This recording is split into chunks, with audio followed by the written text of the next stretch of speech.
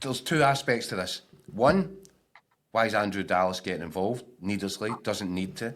Two, why is the referee, is it Matthew McDermott, isn't it? Matthew, yeah. Matthew McDermott looks to me as if he's terrified of whether it's the voices in his head from VAR or whatever it is. He looks terrified.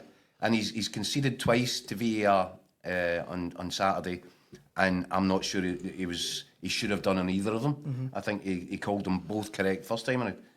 So he's been made to look like a bit of a fool here because VAR has been stitched up a bit. Yeah, you're just needlessly getting involved. Aye. I also have to say, Motherwell are raging, right? And you've got a statement from them, and they're raging.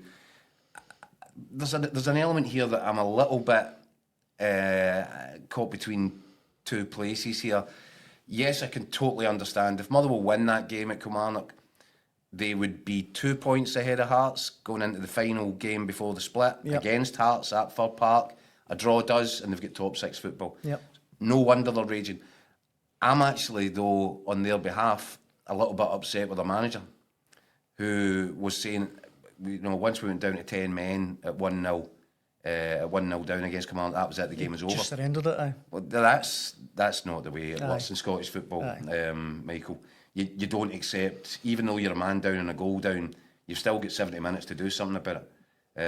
So I think that I wonder what sort of message was getting sent out from the manager. Nobody's blameless in any of this, but quite clearly Motherwell have an issue, and rightly so, with the sort of refereeing and the officiating that left them in that position. But they should have an issue with the manager, because if he's transmitting to the players that the game was done at that point, then that's not great either. Well, look, before I bring you in on this, Mick, and before we kind of look at the Motherwell statement, why don't we hear from a resident referee, Des Roach, hear what he had to say on the subject on last night's show? Twice for this now. I know, probably. Kofi Balmer's red card at Rugby Park on Saturday. Des, talk me through it. That's a good picture. It's a very good picture. Right, I'm going to strip it back here. Right, football's a physical sport. It's a contact sport. Kofi Balmer, in my opinion, and people may disagree, but in my opinion, Kofi Balmer has done the only thing that he could there. He's went for a challenge to clear the ball. It was in the defending third for Motherwell. He's won the ball. He's kicked through. His leg's got to go somewhere. And I'm sorry, but do you know what, guys? You're going to have a wee bruise now and then. It is a physical sport. I don't think for a minute it was serious foul play. And I have no idea why Andrew Dallas got involved to bring Matthew McDermott across to issue a red card. I think that was absolutely shocking. Well, why are they doing it? I mean, look, two things. First of all, you mentioned with the James Wilson one, it was a straight leg. I think Kofi Balmer is guilty of overextending his leg a little bit. I know what you mean. Where's it supposed to go? But he did straighten it out. But I wasn't delighted with that. But I wonder, do you know what I actually think? I wonder if this was a reaction to the Merseyside derby and the James Tarkowski, that our guys were on red alert for trying to see something similar and maybe seeing what wasn't there with that, because to compare the two of them, it's quite ludicrous. Yeah, I don't think, and I know we also spoke about it during the week, about the Tarkowski one. The Tarkowski one was premeditated for me. Yeah. He knew exactly what he was doing. He had intent. I don't think for a minute Kofi Balmer's went there with intent. I think Kofi Balmer's intent was to clear the ball, to let Motherwell set back up. And his leg has just happened to go through. You can't pull out of a tackle, or you can't pull out of striking the ball when it's going there. It's unfortunate that it's made contact with the Kilmarnock player, but these things happen sometimes. Not every physical contact is a foul. Not every physical contact is a red or yellow card. These are things that, as I said to you, it happens in the game, isn't it? It's an occupational risk. So why are VAR jumping into that then? Because I'm in agreement, right? I'm in agreement. I think it's much to do about nothing. I do wonder if he's straightened his leg more than he had to. But I'm with you. I don't think it's a red card. I just don't understand why VAR feels the need to jump into the middle of that and pull the referee over the screen. I don't think he should have. And Matthew had a pretty decent view on it. And we'll come on to Matthew later on. But To me, That's that is Matthew McDermott. Yes, to me that is Andrew Dallas re-refereeing the game. Motherwell, as you mentioned before, Keith, they've had their say on it. They say the club are delighted that the correct decision has eventually been reached. However, this doesn't get away from the fact Motherwell played with 10 men for over 75 minutes in an important fixture just prior to the split. This is the second time this season the club has had to go through the time, effort and expenditure to appeal a red card decision. We have concerns that VAR felt this was an obvious refereeing error in the first place. Again, the on-field review has come out with the wrong outcome. We spend a significant six-figure sum each season towards the run costs of VAR at the stadium. There have been 8 instances so far this season where Motherwell have been directly impacted by what has subsequently been deemed an incorrect referee or VAR decision.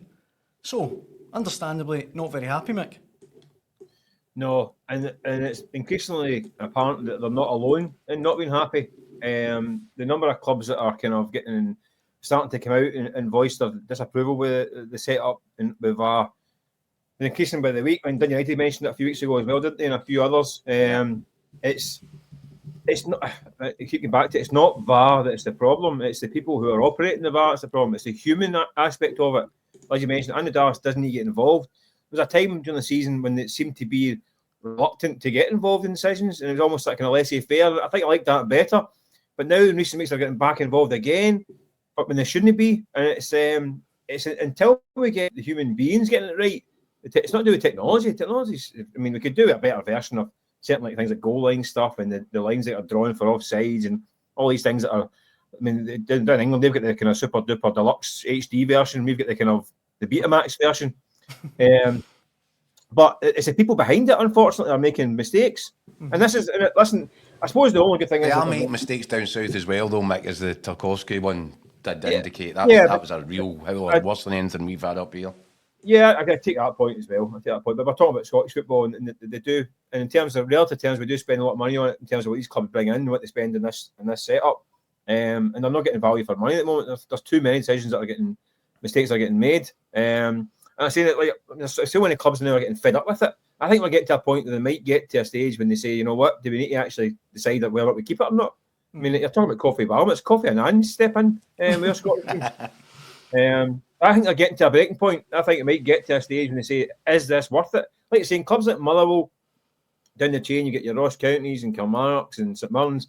6 figures is a lot of money to these teams. That could be, I mean, literally 3 or 4 players a season.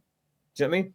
I think it puts a bit of heat on Andrew Dallas, doesn't it? Because he was taking out the refereeing pool to be made, you know, a senior VAR operator and one of the most trusted guys. If he's seen to be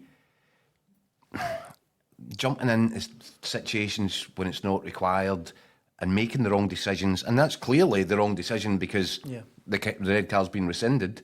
So there becomes a bit of an obligation then on Willie Collum to make a decision.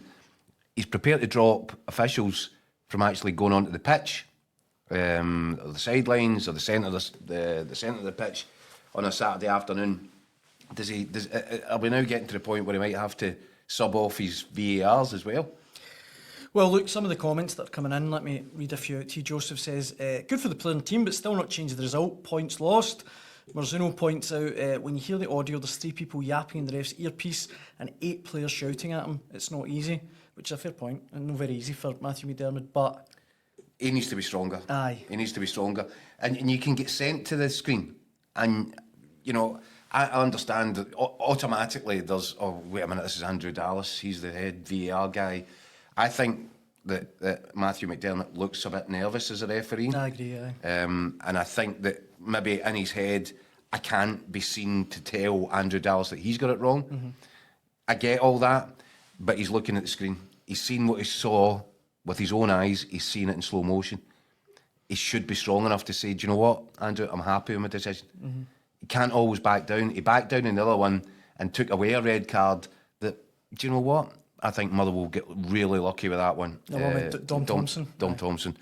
Where he does a sort of pile driver move on Danny Armstrong, wasn't it? It was Danny Armstrong, aye. And I think Motherwell will get lucky there. But again, do you know what? The referee's seen it. He's only reversing his decision because he's been told to, and I'm not sure. I think there are some referees that are strong enough to go to the screen say, no, I'm happy, I'll stick by my decision. But there's not very many. That's Willie Collum was one of the few guys that was kind of resolute enough in his own decision making to stand by those calls. When somebody's in your ear and somebody that's viewed as more experienced and possibly more senior, it's very difficult to turn around and say, "No, I'm right." But it's necessary. Aye, but you have It's to. necessary. Aye. It goes back to the fundamental phrase that VAR is meant to be for. It's clear and obvious errors. Yeah. So if the decision is still going to be debated after the VAR steps in, then what is the point of doing it? Because And here we are on Tuesday night. yeah. So I mean, if it's clear and obvious, do not. I mean, that's when you, if a clear and obvious error has been made by the referee, get involved. If not, I mean, by all means, have another look at it. But it's like, what's the point? We had these decisions all season. You debate for 5 days. Well, if they're still debating it, it's not clear and obvious.